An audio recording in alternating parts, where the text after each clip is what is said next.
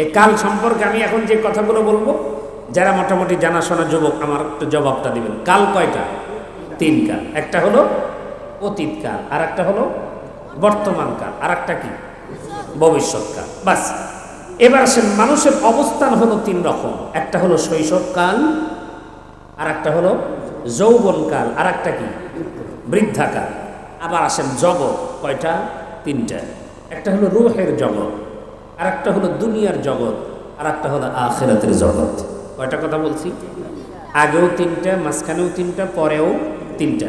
এবার আসেন, অতীত, বর্তমান, ভবিষ্যৎ, এই তিন কালের মধ্যে আমাদের কাছে গুরুত্বপূর্ণ কালের নাম কি? অতীত না, অতীতকাল, বর্তমান কাল আর ভবিষ্যৎকাল। কালের মধ্যে কোন কাল দামি? বর্তমান। আপনারা বলছেন। আচ্ছা, এবার আসেন, শৈশব, যৌবন, বৃদ্ধাকাল, কোনটা দামি? হ্যাঁ, যৌবন। আচ্ছা, এবার আসেন তিন নাম্বার, রুহের জগৎ, দুনিয়ার জগৎ, আখিরাতের জগৎ।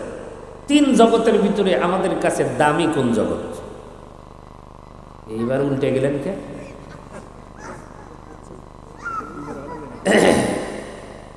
ওয়াজ শুধু বসে শোনার জিনিস না, বোঝার জিনিস। খুব ভালো করে বুঝবেন। অতীত বললেন না, ভবিষ্যৎ বললেন না, এখানে এসে বললেন বর্তমান। আবার মানুষের অবস্থার বেলায় এসে শৈশব বললেন না, বৃদ্ধাকাল বললেন না, বললেন কি যৌবন। জগতের বেলায় এসে রুহের জগৎ বলেন নাই, দুনিয়ার জগৎ বললেন না, বললেন কোনটা? আখিরাতের জগৎ। এখন আমি যদি আপনাদেরকে প্রশ্ন করি, আগের দুইটার উত্তর ঠিক না পরের লাস্টের উত্তর ঠিক? জবাব কি? পেশার মধ্যে পড়ে গেলাম। কয় হুজুর, একজন কয় ঠিক, এখন আপনার কাছে। এখন যদি প্রশ্ন আমি করি, অ্যান্সারটা একটা কিছু দিতে হবে, তাই না? আবার যেহেতু আমার উপরে ফালাইয়া দিলেন, এবার আসেন আপনাদের কি মনে। শোনেন, যৌবন কালটা আপনি সময় লাগান, যৌবন কালটা আপনি মূল্যায়ন করতেছেন কিসের কারণ? এটা যদি আপনাকে প্রশ্ন করা হয়, আপনি এর জবাবটা কি দিবেন? দেখি কি আসে। অনেক মুরব্বী আছেন, বুদ্ধিমান মানুষ অনেকে বসে আছেন, দেখি আপনাদের কাছে যেটা মনে হয়। কারণ এগুলো ওয়াজের মধ্যে তো শুধু ওয়াজই হয়, প্রশ্ন খুব কম হয়।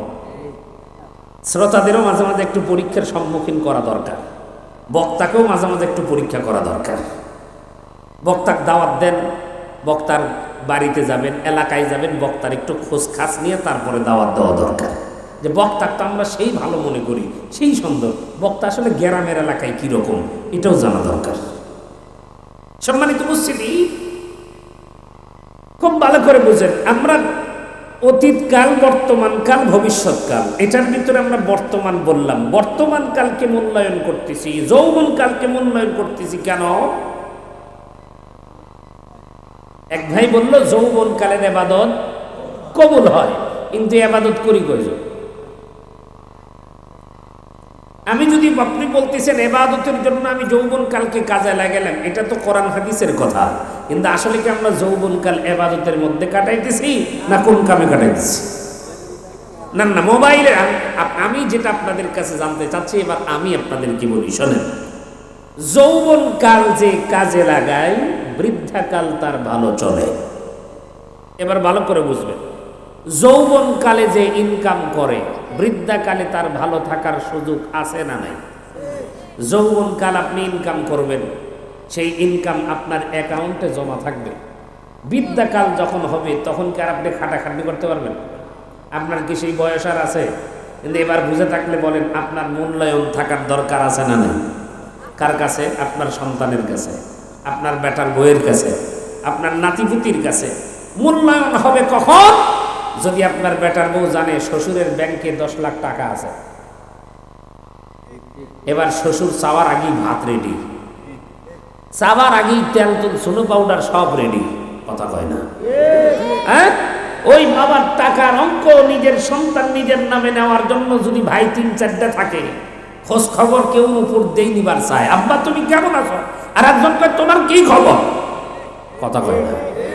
আর যদি ব্যাংকে 1 টাকাও না থাকে, বুড়া মরগা, তুই আমাদের জন্য কি রাখছ? কথা বুঝাবার পারছি কিনা? আছে আমাদের সমাজে, এমন আছে না নাই? কিন্তু আবার কিছু আহম্মক মার্কা সন্তান তো এমন আছে, আমরাও বাপরা ওই রকম আছি, বিটির ভয়ে বেটাকের নামে আগে দলিল টলিল করে দিছি, লাস্টে একটা বেটাও বাদ দেয় না। এগুলো বাস্তব কথা, তাই না? অনেক সময় মিলে যাচ্ছে। সম্মানিত উপস্থিতি বুঝার জন্য বলি, তাহলে বৃদ্ধাকালে ভালো থাকার জন্য যৌবন কালকে কাজে লাগাইলাম, ভবিষ্যৎকালে ভালো থাকার জন্য। আচ্ছা, একটু বুঝে থাকলে বলেন, আপনারা জমির মধ্যে হাল চাষাবাদ করেন, এটা যখন চাষাবাদ করতেছেন তখন এটা কি অতীত না বর্তমান? বর্তমান। যে গমটা লাগাইছেন, যে ভুট্টা লাগাইছেন, এটা পাবেন, এটা কিসে? এটা কি ভবিষ্যৎ। এখন ওই জমিতে আপনি প্রথমত গম লাগাবেন, ভুট্টা লাগাবেন না ধান লাগাবেন, এটা প্ল্যান করছেন, এটা হলো অতীত। আর যখন আপনি লাগাইছেন তখন হলো বর্তমান, পাওয়াটা হলো ভবিষ্যৎ। এখন বুঝে থাকলে বলেন, জমি আছে কিন্তু আবাদ নাই, আপনি খালি ঘরের মধ্যে বসে থেকে যদি জিকির করতেছেন, ভুট্টা নিমো, ভুট্টা নিমো, ভুট্টা নিমো, গম নিমো, গম নিমো, গম নিমো, 3 মাস পরে জমি চলে গেছেন, গম নেওয়া, আর কি পাবেন? কিছুই নেই। তার মানে হলো আমার শুধু জমি থাকলে হবে না, জমির উপরে মেহনত করলে আমি যেমন গম পাবো, ভুট্টা পাবো, ঠিক তেমনি করে আমি যদি যৌবন কালকে কাজে লাগাই, বৃদ্ধাকালে আমি ভালো থাকতে পারবো। কথা কোন ঠিক কিনা? এবার আসেন জগতের বিষয়টা বলি। একটা হলো রূহের জগৎ, আর একটা হলো দুনিয়ার জগৎ, আর একটা কি আখিরাতের জগৎ। এই বেলায় এসে আপনারা উত্তর দিয়েছেন যে আখিরাতকে গুরুত্ব দিতে হবে। আসলে প্রত্যেকটা কাজের ভবিষ্যৎকে গুরুত্ব দেওয়া, প্রত্যেকটা কাজে অতীত নয় বর্তমানকে কাজে লাগায়া ভবিষ্যৎকালে ভালো থাকার চিন্তা ভাবনা যার ব্রেনে থাকবে, সে কামিয়াব হতে পারে। একটু বুঝে থাকলে বলেন, আপনার ছেলের পিছনে হাজার হাজার লক্ষ লক্ষ টাকা খরচ করতেছেন বর্তমানের জন্য? আমার কথা বুঝে নাই। কিসের জন্য? ভবিষ্যতের জন্য। এবার আসেন, এই দুনিয়ার জগৎ আখিরাতের জগৎকে আমরা গুরুত্ব দিয়েছি কেন? কারণ আখিরাতে যার ভালো হবে তার সব কাজ ভালো। এখন আখিরাতকে যদি আপনি ভালো বানাইতে চান, বুঝে থাকলে বলেন, দুনিয়ার মূল্যায়ন করার দরকার আছে না নাই?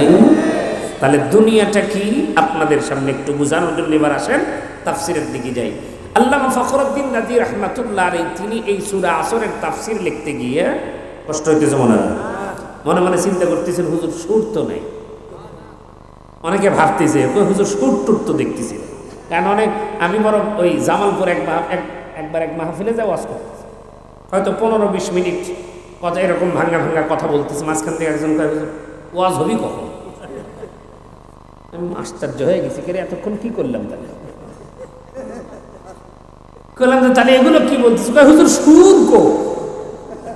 আমি বলি ওরে আল্লাহ রে, তাহলে সুরই হলো ওয়াজ। আল্লাহু আকবার। এই জন্য সুর যে আছে শুরুতে একটু দিছি না, এবার সুর সারা চলুক, অসুবিধা আছে না? ভালো করে বুঝে আগে কথাগুলো। সুর তো আছেই, কিন্তু সুরের আগের কথাগুলো যদি আমি না বুঝি, আমি আপনাদেরকে কি বুঝাইতে চাচ্ছি, আপনি যদি তরকারির পরিবেশটা না বোঝেন, তরকারি যদি ঠিকঠাক মতো মশলা টসলা দিয়ে মাখানটা যদি ভালো না হয়, স্বাদ কিন্তু লাগবে না। কথা কোন ঠিক কিনা? আগে একটু মাখান টাখান ক্লিয়ার হোক, তারপরে খাওয়ার সময় মজা বোঝা যাবে। আল্লামা ফখরুদ্দীন রাজি রাহমাতুল্লাহ আলাইহি, তিনি আসরের তাফসির লিখতে গিয়া কলমের হেড চাবাইতে কলমের হেডের 12টা বাজাইছে। আমাদের ছাত্র ভাইয়েরা যারা আছে, অনেক সময় পরীক্ষা দিবার যায়, যদি কোনো প্রশ্ন কমন না পড়ে তখন কি কলম কামড়ায় না? এই অভ্যাস কিন্তু আমাদের আছে, এবং অটোমেটিকলি মাথার মুখের ভিতরে কলমের হেড ঢুকে যায় আমরা চামড়াইতে দেখেন কোন ক্লাসে যেন কি যেন হয়েছিল এরকম মনে করতে থাকি। উনি ওরকম করে কামড়াইতেছে, ঠিক ওই মুহূর্তে একজন লোক এসে কয়, হুজুর কি হয়েছে? কয়, হুজুর আমি 3 দিন হলে স্বপ্ন দেখতেছি, হুজুর একটু দয়া করে আমার স্বপ্নটা শোনে। হুজুর ডাক দেখায়, আমি এমনি টেনশনে আছি, বাবা তুমি যাও। কিন্তু নাসর বান্দা যাই না, বলতেছে, বাবা তুমি যাও, আমি এখন তোমার স্বপ্নের কাহিনী শুনতে পারবো না, আমার সামনে অনেক কাজ আছে। ও শুনতেই চায় না, বারবার করে হুজুর শোনেন। আল্লামা ফখরুদ্দীন রাজি রাহমাতুল্লাহ আলাইহি কেমন মানুষ ছিলেন, এই মানুষের কথা বলতে গেলে একদিনের একটা ছোট্ট গল্প আপনাদের বলতে হয়। একদিন তিনি ইশারের নামাজের পরে তার মুক্তাদিদের উদ্দেশ্যে বলতেছেন, এ আমার মুক্তাদিরা, আমার সঙ্গী সাথীরা, তোমরা শোনো, আগামীকাল ফজরের নামাজ আমার পেছনে যারা পড়বে, আমার মন বলে তারা বেশক আল্লাহর জান্নাতে যাবে। উনি এই কথাটা বলার উদ্দেশ্য হলো আগামীকাল ফজরের নামাজে যা লোক আসছে এই লোকগুলা যেন সবাই আবার আসে, এটার গুরুত্ব বোঝানোর জন্য। সব মুক্তাদি বের হয়ে গেছে, একজন যুবক মসজিদের কোণা চুপ করে দাঁড়ায়। হুজুর কয়, বাবা কি ব্যাপার, তুমি যাবে না? কয়, হুজুর আমি যাব না, আপনি অনুমতি দিলে আমি মসজিদে থাকবো। কেন? আমি যদি বাড়িতে যে ঘুমাই আর যদি ফজরের নামাজ মিস করি, আর আপনি যে কথা বলেছেন এ কথা যদি আল্লাহ কবুল করেই নেয়, তাহলে আগামীকাল ফজরের নামাজ পড়লেই তো আমি জান্নাতি হয়ে যাব। হুজুর আপনি যদি অনুমতি দেন, আমি কালকের ফজর পর্যন্ত আমি মসজিদে অবস্থান করব। হুজুর বলে দিলেন, বাবা খবরদার, এ দাওয়াত কিন্তু কাউকে দেওয়া যাবে না। দাওয়াত যে দিবে সে জাহান্নামে যাবে। মানে আগেও সব মুক্তাদিদেরকে একই কথা বলছে, দাওয়াত কাউকে দেওয়া যাবে না, যে দিবে সে কিন্তু জাহান্নামে যাবে। কারণ হলো কি? কারণ আমি তো ফেরেশতাও না, আমি কোনো নবীও না, আমি একজন বান্দা। আমার কথা যে কবুল হবে তার কোনো গ্যারান্টি তো আমার কাছে না। গ্যারান্টি আছে কার কাছে? আল্লাহর কাছে।